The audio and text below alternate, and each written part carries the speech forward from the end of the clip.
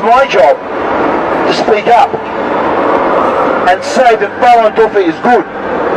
Say that truthfulness, compassion and forbearance should be rights that we respect around the entire world.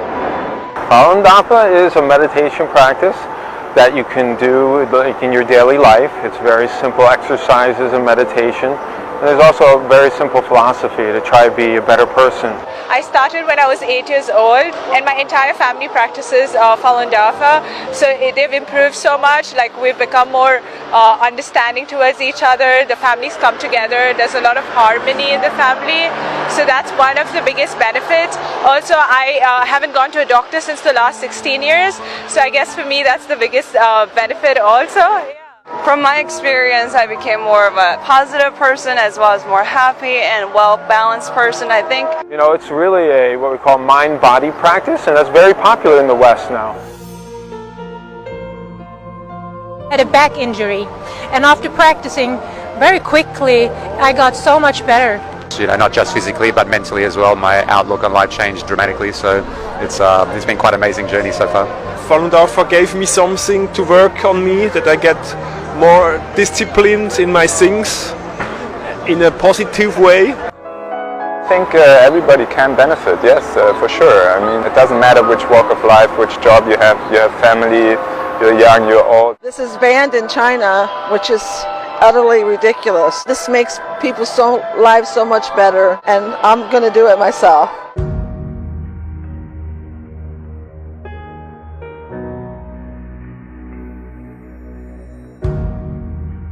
Today in China, as you all know, Falun Gongs are persecuted, arrested, tortured and killed. The government launched a nationwide persecution to eradicate the traditional and peaceful spiritual practice of Falun Gong. This follows the principles of truth, compassion, tolerance. Falun Gong practitioners never harmed anyone. They just did their own prayers or meditation on their own. That's the question we want to ask Chinese government. Why do you want to hurt and harm people who never hurt you or hurt anyone else? The reason why the system can treat Falun Gong so inhumanely is the dehumanization, the depersonalization, the marginalization through this propaganda and repression against Falun Gong. Even within this quite straightforward resolution, there are still problems, because the absolute deluge of propaganda from the regime in Beijing vilifying Falun Gong as some sort of extremist cult. Now, I've met, as I said, hundreds of members of Falun Gong. It is not a sect, it is not a cult, there is no money involved, there is no brainwashing. All the normal characteristics of a cult simply don't exist. These are people who practice their spiritual exercises on their own. And yet, as I said, because between 70 and 100 million people in 1999 were practicing Falun Gong, this was seen by Jiang Zemin, then the leader of the Communist Party, as a threat to his own position. It wasn't, of course, but he saw the opportunity of creating an enemy within. Just as during the war, the Nazis singled out the Jews as a special characteristic and did what they did to the Jews. The same is happening today to Falun Gong in China. That is why it is genocide. That's why I say it's so serious.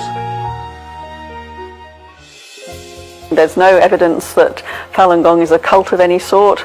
There's no evidence of political action to try and bring down the Chinese government.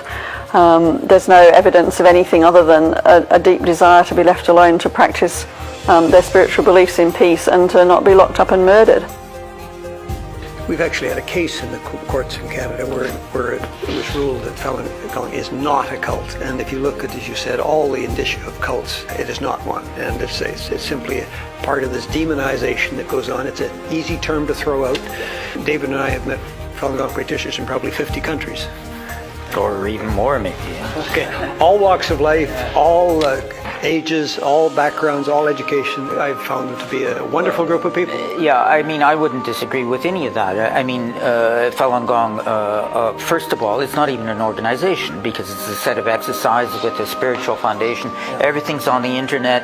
You don't pay anything. You don't sign up to anything. You can start whenever you want. You can stop with it whenever you want. You don't even have to tell anybody you're doing it. Their principles are very simple and ethical. And I mean, all of that is true. I think the Falun Gong movement is one that is based on spirituality and peace, and that ultimately should be able to thrive without being oppressed by governments. Well, our voice continues to be strong on behalf of not just Falun Gong practitioners, but anyone who aspires to freedom and respect for human rights in China or anywhere in the world. And we condemn the continued oppression. We condemn the continued crackdown, which has been going on for a very long time. And we continue to let them know that we're on their side and we'll continue to raise their issue and not allow the world to forget it. We will not rest until the situation with regard to justice for Falun Gong is secured.